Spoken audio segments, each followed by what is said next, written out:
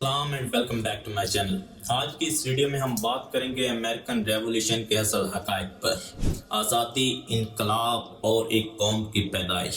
ہم نے American revolution کے بارے میں بہت سی کہانیاں سنی ہیں، ظالموں کے خلاف بہادر محب وطنوں کی جدوجہد، آزادی کے الفاظ کی گونج۔ لیکن کیا ہوگا کہ اگر سچائی اس سے کئی زیادہ پیچیدہ اور ظالمانہ ہو؟ یہ وہ تاریخ نہیں ہے جو آپ نے اسکول میں سیکھی، بلکہ اس میں شان و شوکت کے پیچھے دھوکہ، جاسوسی، عالمی طاقت کی کشمکش اور بے انتہا قربانیاں چھپی ہیں۔ یہ ہے امریکی انقلاب کی سچی کہانی، اور یہ وہ نہیں ہے جو آپ نے آج تک کبھی سنی ہوگی۔ پارٹ 1، بغاوت کے اصل حقائق۔ کہانی کہتی ہے کہ کولونیز نے ٹیکسس کے خلاف بغاوت کی، لیکن سچ کیا ہے؟ سچ یہ ہے کہ بوسٹن ٹی پارٹی سے بہت پہلے بغاوت کی وجوہات ابل رہی تھیں۔ اس میں ہم سب سے پہلے دیکھتے ہیں سمگلرز کی جنگ۔ جان ہینکاک جیسے لوگ غیر قانونی تجارت سے بے تحاشا دولت کما رہے تھے اور برٹش ٹیکسز سے بچ رہے تھے، لیکن جب کراؤن نے شوگر ایکٹ جیسے قوانین سے سختی کی تو احتجاج کرنے والے صرف کسان اور دکاندار ہی نہیں تھے، بلکہ سرمایہ دار بھی اپنے کمیشنز کا تحفظ کر رہے تھے۔ دوسری ریزن ہے propaganda machine. Since of Liberty نے معمولی تنازعات کو سنسنی خیز کہانیاں بنا کر پیش کیا۔ بوسٹن مسیکر، اس میں صرف 5 کولونسٹ مارے گئے، لیکن پال ریور نے اس کو قتل عام کے طور پر ایک کہانی بنا کر پیش کیا، جو پروپیگنڈا کی ایک بہت بڑی ریزن بنا۔ تھرڈ ریزن ہے ڈیفرنسز بٹوین دی کولونسٹ۔ کئی کولونسٹ آزادی نہیں چاہتے تھے۔ 1775 تک صرف 1/3 کولونسٹ نے بغاوت کی حمایت کی تھی، لیکن باقی کیا چاہتے تھے؟ باقی میں سے زیادہ تر یا تو برطانیہ کے حمایت کر رہے تھے یا پھر وہ غیر جانبدار رہنے کی کوشش کر رہے تھے۔ پارٹ 2، سیکرٹ وار۔ میدان جنگ واحد جگہ نہیں تھی جہاں انقلاب لڑا گیا، بلکہ سائے کے پیچھے خفیہ جنگ لڑی جا رہی تھی جو کولونیز کا فیصلہ کرنے والی تھی۔ سب سے پہلے بات کرتے ہیں امریکہ کے پہلے جاسوس کی۔ واشنگٹن یہ سمجھ چکا تھا کہ انٹیلیجنس بہت اہم ہے، لہٰذا کلپر رنگ جیسے نیٹ ورکس نے نظر نہ آنے والی سیاہی اور خفیہ پیغامات کے ذریعے برطانیہ کے خلاف اپنی جاسوسی جاری رکھی۔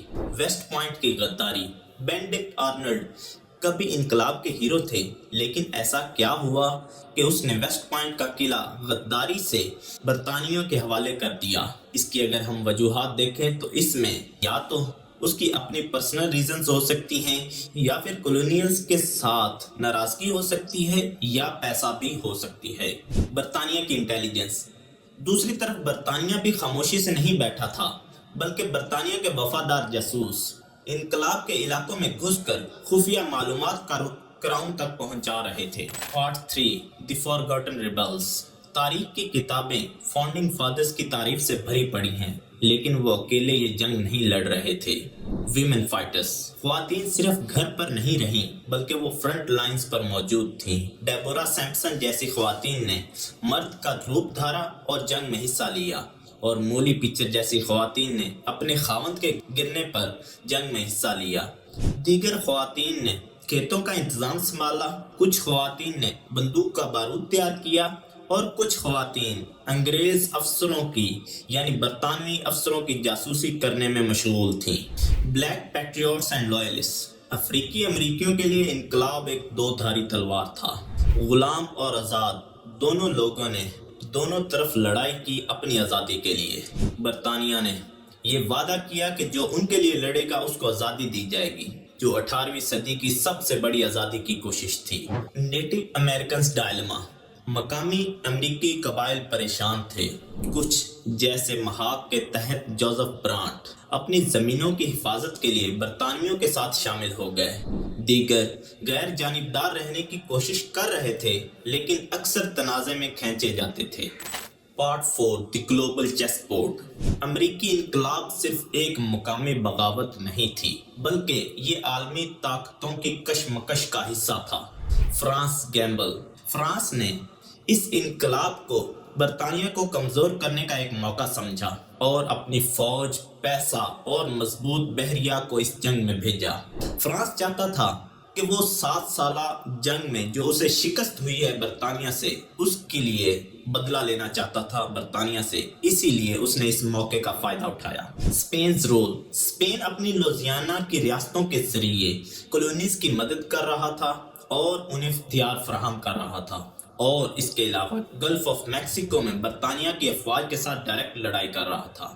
برطانیہ کی مصروفیت، برطانیہ صرف امریکہ میں جنگ نہیں لڑ رہا تھا بلکہ ہندوستان، کیریبین اور افریقہ میں بھی اپنی ریاست کی حفاظت کر رہا تھا اور اپنی فوج کو کمزور کر رہا تھا۔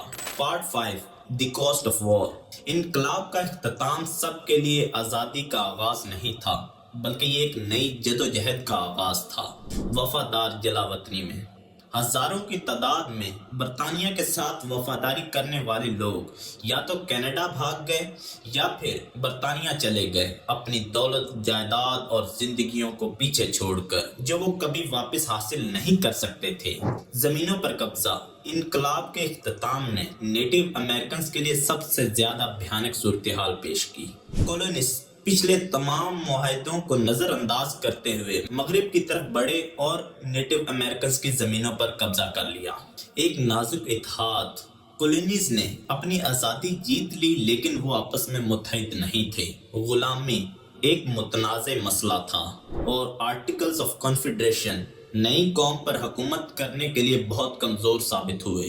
کنکلوژن، امریکی انقلاب نے ایک قوم کو جنم دیا، ساتھ ہی بہت سارے افسانوں کو بھی جنم دیا، لیکن یہ جنگ آزادی کی جنگ نہیں تھی بلکہ یہ ایک بھیانک لڑائی تھی، بھیانک جنگ تھی جس میں جیتنے والے، ہارنے والے اور سمجھوتا کرنے والے شامل تھے۔ لیکن اگر آج ہم امریکہ پر نظر ڈالیں تو کیا ہم یہ کہہ سکتے ہیں کہ جن اصولوں پر اور جن وعدوں کے لیے امریکہ بنا تھا یہ ان اصولوں کی پابندی کر رہا ہے یا کہ ان وعدوں کو پورا کر رہا ہے جن کے لیے یہ ملک بنا تھا؟ یہ سوال ابھی بھی باقی ہے۔